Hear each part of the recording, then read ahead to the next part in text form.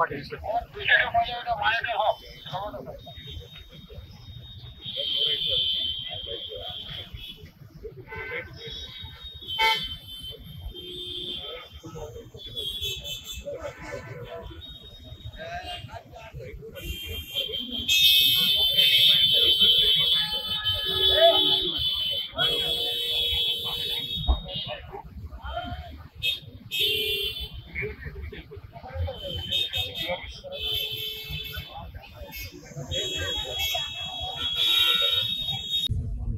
వెళ్ళమంటే వెళ్ళిపోతాను మీ ఇష్టం.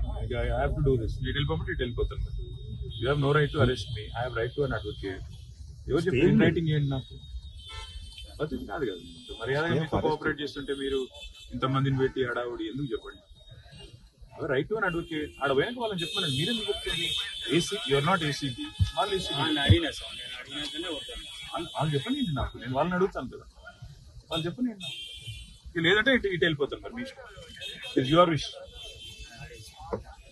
ఎక్స్టెన్సివ్ ఆర్గ్యుమెంట్స్ ఏసీబీ చేసి జడ్జిమెంట్ రిజర్వ్ అయిన తర్వాత వచ్చే అవసరమైన పిలిచారు. అయినా వచ్చినాక మీరు లాయర్ రాకూడదు అంటే నేను ఇన్ రైటింగ్ ఇవ్వండి.